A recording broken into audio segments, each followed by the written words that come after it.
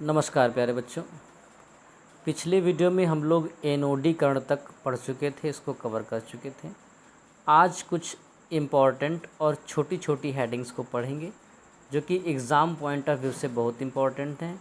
आज जो पढ़ेंगे इसमें से एक आपको हेडिंग एग्ज़ाम में ज़रूर देखने को मिलेगी। तो बेटा पहली हेडिंग हमारी है एक्वारेजिया। एक्वारेजिया को हम लोग अम्लराज के नाम से जानते हैं। इसे भभकता द्रव भी कहते हैं। अब क्या है ये एक्वारेजिया, क्या है ये अम्लराज, ज़रा नाम से अंदाज़ा लगाइए। अम्लराज का मतलब अम्लों का राजा। अम्लों का राजा से तात्पर्य जैसे हाइड्रोक्लोरिक अम्ल, नाइट्रिक अम्ल, सल्फ्यूरिक अम्ल, ये सब बहुत ही प्रबल अम्ल हैं। इतने प्रबल हैं कि इनको अगर उंगली में छुआओगे तो उंगली में छूने से ही ये अपना काम कर देंगे। आपकी उंगली की जो ऊपर की स्किन है वो जल सकती है और ज़्यादा नुकसान हो सकता है। लेकिन इनका भी एक राजा है जिसे हम लोग अम्लराज कहते हैं। ये अम्लराज बनता कैसे है?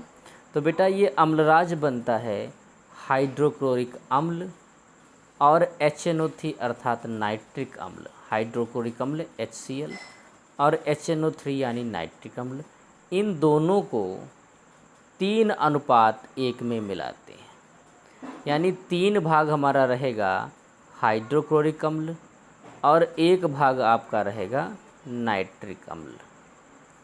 इन दोनों को मिलाने से हमको प्राप्त होता है एक बहुत ही पावरफुल एसिड, बहुत ही तगड़ा अम्ल प्राप्त होता है। इस अम्ल को हम बोलते हैं अम्लराज और इंग्लिश में एक्वारेजिया। ये इतना ज़्यादा पावरफुल होता है कि इसको हम लोग भभकता द्रव भी कहते हैं, उबलता खौलता द्रव भी कहते हैं।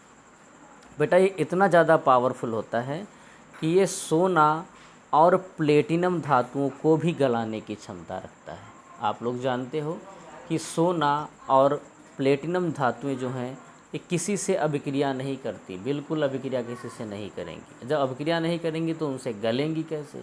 लेकिन इस अम्लराज के द्वारा ये सोना और प्लेटिनम को भी गला दिया जाता है। इतना तगड़ा ये पावरफुल अम्ल होता है, इसलिए इसे अम्लों का राजा अम्लराज कहते हैं। जब हम लोग सोनार के यहाँ कोई चीज़ गिरवी गांठ का काम रखने को देते हैं कि भैया ये गिरवी रख लीजिए, तो अक्सर आता है कि इसने हल्का कर लिया इसको। या दूसरा केस है जब कोई चीज़ पुरानी हो जाती है, उसको जब सफाई कराते हैं तो वो हल्की हो जाती है।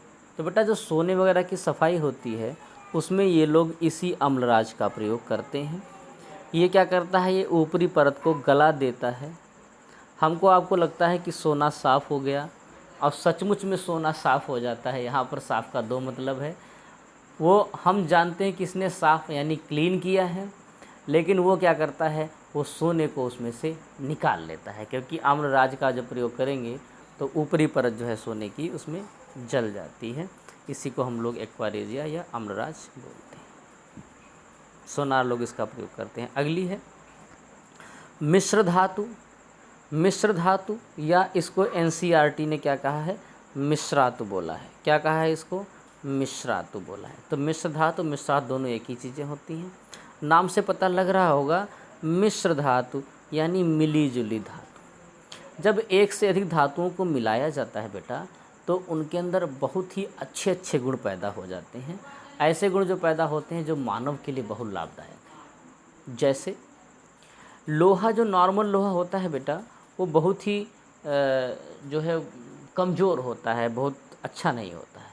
लेकिन उसमें हम लोग बहुत थोड़ी सी मात्रा अगर कार्बन की मिला देते हैं तो बहुत ही तगड़ा लोहा बनता है, जिसको आप लोग फौलाद या इस्पात के नाम से जानते हैं। नॉर्मल लोहा, ओरिजिनल लोहा जो होगा वो बहुत मजबूत नहीं होता है, लेकिन जो इस्पात होता है वो बहुत मजबूत होता है। आप लोग जानते हो बहुत थोड़ी सी मात्रा कार्बन की मिला देने से वो बहुत तगड़ा जो है धातु पर निर्माण कर देता है।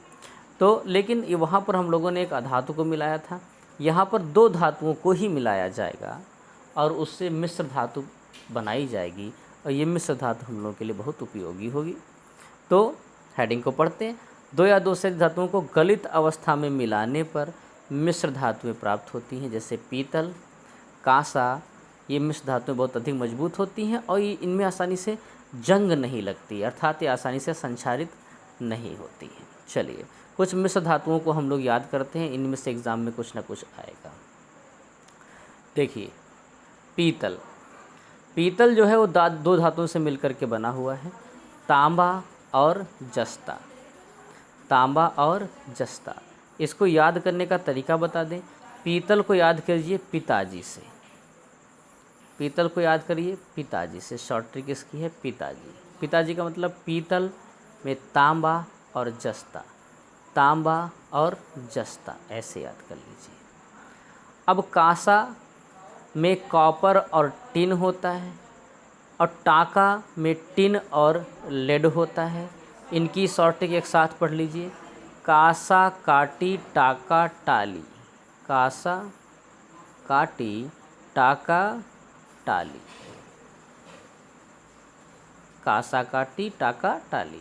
कासा काटी का मतलब कॉपर और टिन, टाली का मतलब टिन और ली का मतलब लेड। तो पीतल की पिताजी, कासा काटी टाका टाली। जर्मन सिल्वर किससे मिलकर बना है? निकिल, तांबा और जिंक से मिलकर बना हुआ है। ऐसे कैसे याद करोगे? अपने यहाँ सुभाष चंद्र बोस जी जर्मनी गए थे, सुभाष चंद्र बोस को नेताजी कहा जाता है, तो नेताजी जर्मनी गए थे, इसको याद करो। तो ना से क्या हो जाएगा? निकिल, तांबा और जस्ता, निकिल, तांबा और जस्ता। कैसे याद रखेंगे? जर्मन सिल्वर यानी जर्मनी, जर्मनी कौन गया था? नेताजी गए थे, सुभाष चंद्र बोस जी गए थे, वहाँ हिटलर से मुलाकात की थी।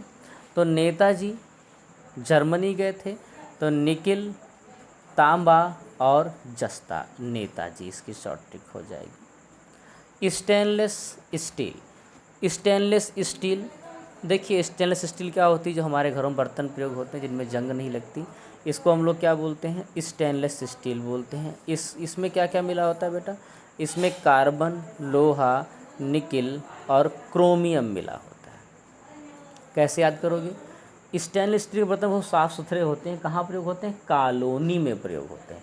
कॉलोनी में क्रीम लगाइए, कॉलोनी में क्रीम लगाइए। तो कॉलोनी याद करो, कार्बन, लोहा, निकिल और क्रोमियम, कॉलोनी में क्रीम, कॉलोनी में क्रीम, ये इसका होता है। फ्यूज तार, तांबा, टिन और सीसा, इसको ऐसे ही याद कर लीजिए। तो इसकी शॉर्ट ट्रिक, पिताजी कासा काटी टाका टाली, नेताजी जर्मनी से सिल्वर लाए थे, और स्टेनलेस स्टील कॉलोनी में क्रीम, स्टेनलेस स्टील कॉलोनी में क्रीम। ठीक है, तो ये आपको दोनों हेडिंग क्लियर हो गई होंगी। उम्मीद है आपको ये बात समझ में आ रही होगी।